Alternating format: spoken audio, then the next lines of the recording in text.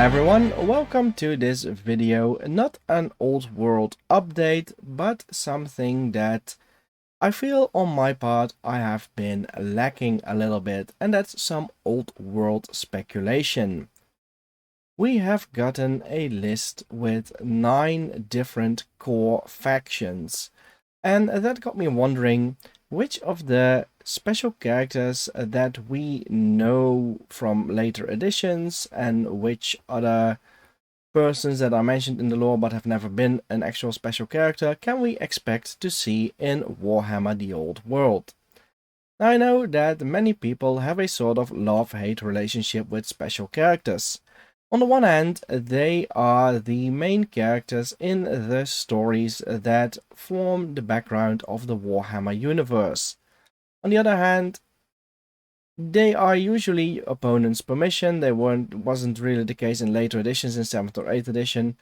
Then you could get them as part of your regular army list, but still they were a little bit frowned upon. And even if they weren't frowned upon, then more often than not, you'd pay too many points for something that a regular lord or wizard lord could do much better than one of those special characters. Now, I have chosen to focus only on these 9 main factions. For the other factions, we are getting PDF-only lists, and I'm going to assume that this will take the shape of the 6th edition Ravening Hordes booklet. It's probably not going to be the case, it's definitely not going to be exactly like it, but in this section, we really don't see any room for special characters with lots of unique rules and unique magic items. So that's why I'm going to assume that we won't see many or maybe even none at all of the special characters in these PDF lists. Now, before we dive into the different types of armies and the different special characters that we can have, I would like to point out that in the Brettonian army preview we saw the other day, we don't get a specific entry for special characters there. It's just the regular lord and hero choices, or the character choices as they have been called. It might be that this is a truncated army list and that we are not going to see any this list exactly back in the army book when it gets there. Might also be that special characters are once again placed at the back of the book and are opponents' permission only. So that's 2 ways that they can go with this. Speaking of these special characters, let's take a look at the different factions that are in the 4 factions list.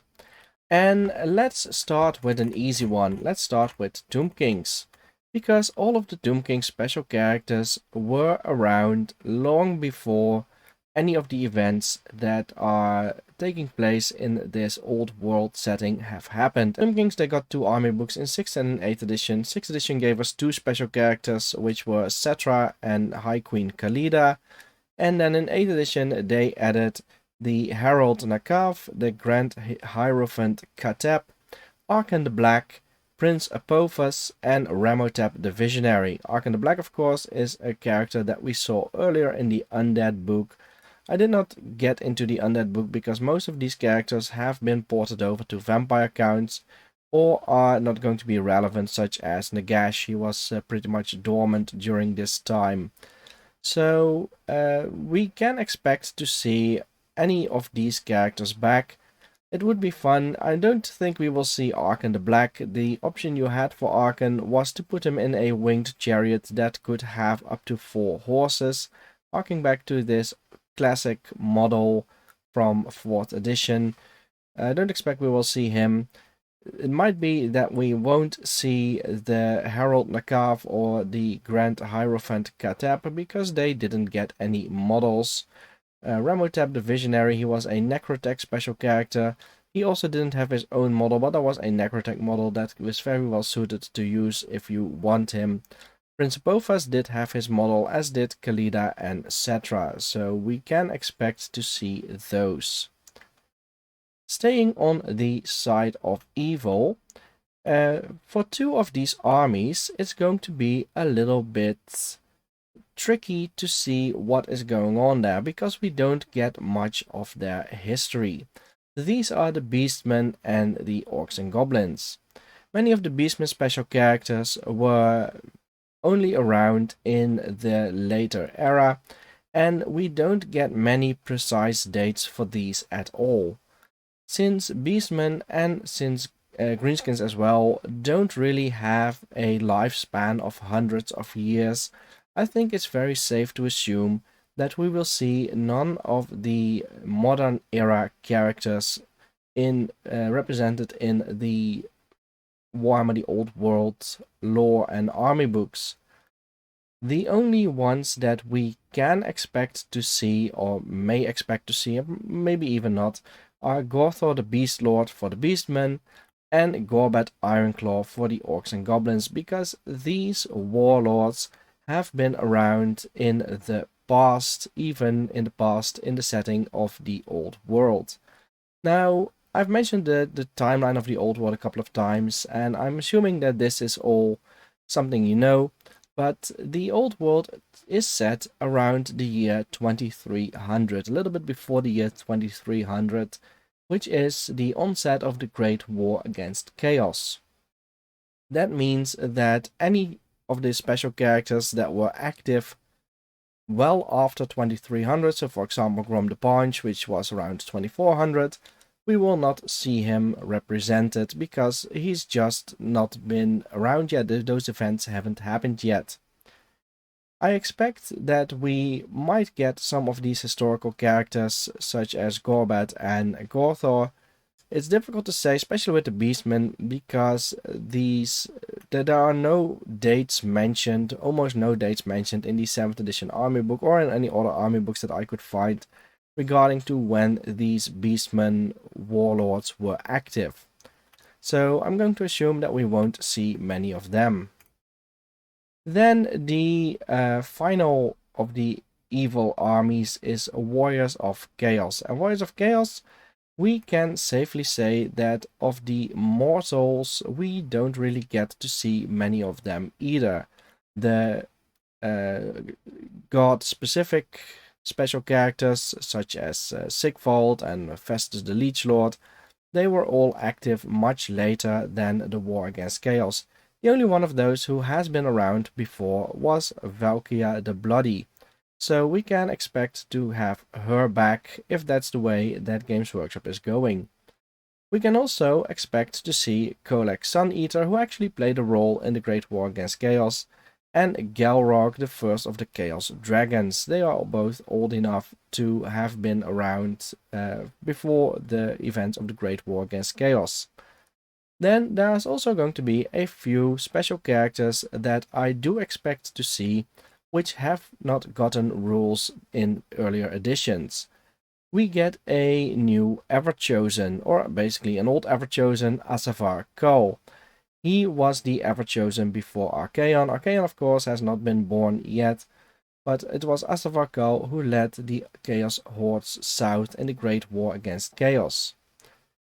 There's also mention of Ferric Kesterman, who is a Chaos Sorcerer of Tzeentch. He was, I believe, active in Nuln, and it was Magnus the Pious that eventually drove him out.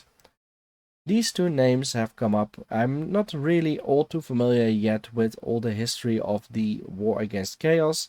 I have not been able to read all of the materials that we have for Warhammer Fantasy. For me, this is also still a journey of discovering, which at the moment is smack bang in the middle of 2nd edition on the podcast. So that is going to... There might be some things that I'm missing here. There's probably going to be some things that I'm missing, and there's probably also going to be some things that I expect to see, but that we won't see in the future. Then let's go over to the side of good. There we have two factions that are pretty easy to see what is going to happen there. And those are the human factions, because humans don't really live all that long, especially in the great scheme of the Warhammer world. And we can safely say that we are not going to expect any of the Empire special characters from later editions back. What we can expect, however, is, for example, Magnus the Pious, who is going to be the Emperor after the Great War Against Chaos. He's the one who unites the three emperors, the time of the three emperors. He ends it, he unites the Elector states, and he mounts an counter-offensive against the Great Chaos Incursion. We might also get to see Alexis Romanov. We might also not, because Alexis Romanov is the Tsar of Kislev during the Great War Against Chaos. Now, we have been told way back when these old world rumors first were put out by Games Workshop that anything that they were working on for Total War Warhammer 3 would also be directly applied to the tabletop game when the old world would finally hit. It might be that this is just a plan that they had to abandon. We've seen it in the past. If you've listened to the podcast, then you'll notice that they had a plan to have a quarterly Citadel journal, which turned out to be a yearly event. And the Citadel Compendium, they also had plans to extend that way beyond the 3 that they had. So it might be that this is just something that they had planned to do but have since forgotten about or have decided not to do. If that is the case, then it might be that Alexis will be grouped in with Empire as a special character, or it might be that Kislev is still going to get its own faction later on in the game. We've also not gotten demons, and demons will also be very much active during the Great War Against Chaos. We also have the name of the R. Ulrich in the present day, in the, well, time of the Great War Against Chaos, present day. That is a man named Christoph, so we might get to see another or R. Ulrich special character there as well.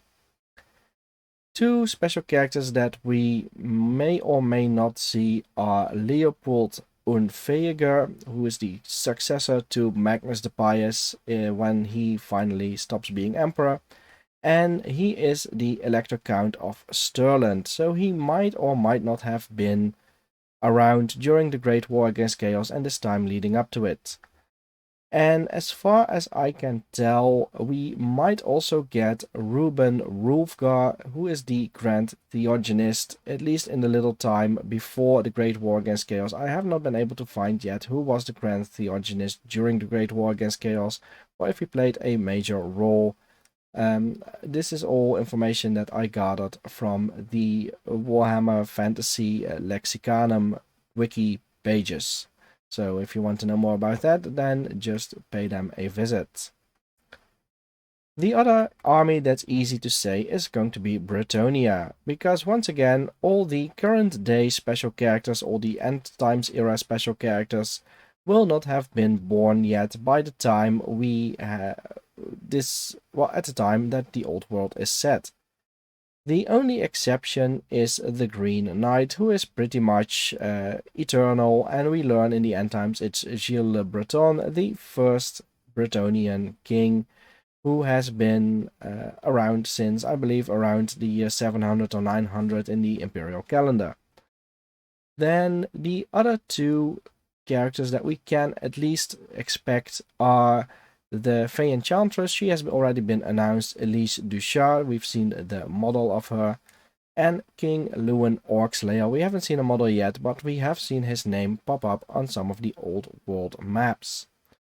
So for Bretonnia, it's going to be these three that I am particularly certain that we will get. As to any other special characters, any other named dukes or barons, it's all basically up for grabs, because I think they still have to write a lot of these stories. Though we might get to see something happening in this Lord of the Lands novel that we have seen leaked. So maybe one of the special characters mentioned, or one of the main characters in this book is going to be a special character as well. But, well, we don't really know that yet. Then we get two other pretty easy armies, and those are the elves, the wood elves and the high elves. Because they have such a long life, we can basically expect to see pretty much any of the elves that were around in later editions, as well in earlier editions, although especially for the wood elves, their timeline is a little bit wonky, and they don't really have a nice, concise timeline that lines up with the imperial um, calendar. So there might be a lot of characters that we could get, but probably won't. And there were a lot of characters in 4th edition that were named. Some didn't even get a model. Models like characters like Gruward, the Beastmaster. I can pretty safely say that we are not going to expect him. We might see, for example, the Sisters of Twilight. We don't really know how old they are when they were around. Naiad the Prophetess has been mentioned, and I guess that she is around during this time, but may or may not get a model. Other 4th edition characters like Scarlock and Witch Whittiel, it's probably safe to say that we are not going to see them. We can say that during this time, the following special characters for the Wood Elves were at least around. That's Durthu, Orion, Ariel, and Draika.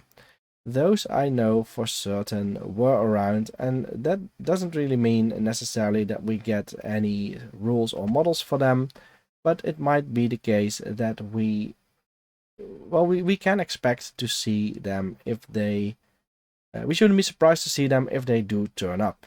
That's I think the best way to describe it. Now, for the High Elves, we have a few characters that we can safely say we won't see, such as Corhill, the Captain of the White Lions. He only became Captain of the White Lions after his predecessor, that was, I think, Corhian Ironglaive. He got killed during the Great War against Chaos. He was the Captain of the White Lions. Most of the other characters we can expect to see. The Phoenix King at the time was Finubar the Seafarer. Now, we have never seen a Phoenix King represented on the tabletop, at least not as far as I know, and I've scored over the High Elves books before making this video. So it might be that we don't get this Phoenix King either. On the other hand, it might also be that Games Workshop is going to break that tradition. Other special characters we can expect are, for example, Elariel. We can see Teclis and Tyrion, they were around. Belena was definitely around. Alith Anar was around. A few I am not certain about, but I do expect that were around, such as Altharion, Imric, and Caradrian. Now, just because they were alive at the time does of course not necessarily mean that they will get any special characters or any rules for them. Then the final army that we are going to discuss today is the Dwarves. For the Dwarves, we have a bit of a mix between the High Elves and the humans, because Dwarves, they do live a long time, but they don't have this eternal life or near eternal life that the Elves have. So, for the Dwarves, we know that at the Great War Against Chaos, during the Great War Against Chaos, the High King was High King Ulrichsen. Shortly after the Great War Against Chaos ended in 2302 in the Imperial calendar, and 2 years later, Thorek Ironbrow, he got, no, not Thorek Ironbrow, I'm mixing it up, it's Thorgrim Grudgebearer. He got elected as the new High King, or appointed as a new High King. So Thorgrim was definitely around, although he was not High King yet. We might see him in a sort of hero level version where he is not yet the great dwarf lord of legend, but he is still going to be a formidable foe on the battlefield. I just mentioned Thorgrim, the runesmith. He might be around. I could not find when he was born. I do know that another runesmith, Crag the Grim, he was definitely around at that time. I just mixed his names up again, didn't I? I said Thorgrim where I meant Thorek Ironbrow. Oh, those dwarf names, they all look alike. Another dwarf that we know was around or can expect to be around is Ungrim Iron Fist. He also was present at the council where Thorgrim was appointed the new High King. He was going to be the next High King. He was the next in line, but well, because of the Slayer Oath, I believe it was that he got passed over. So he was around, Ungrim Iron Fist. Might still not mean that we get a model or rules for him, of course. A few that I'm not certain about are Burlock Daminson and King Cazador, because I couldn't find when they were active. These are special characters from the 4th edition Dwarf book. And there are some that I expect to be absent, and these are Belagar Ironhammer, who is going to reconquer Carrack 8 Peaks in the 8th edition era. Buckman is going to be absent, probably because Buckman's brewery was only sacked after Grom the Paunch was active, and Grom the Paunch was in the 2400, so a full 100 years after the Great War Against Chaos. Grim Burlock-song is mentioned that he is young, he's a young dwarf engineer. Gotrek and Felix, I'm not sure how old Gotrek is, but Felix will definitely not be born yet. And I could not find when Ulrich Ranulfson was around, but he only appeared in one edition in the 6.5 book, I believe, or the 6th edition book, either of the two, and he then later never gets mentioned again. So those are the special characters that I reasonably expect might be returning, or that we will see as new special characters.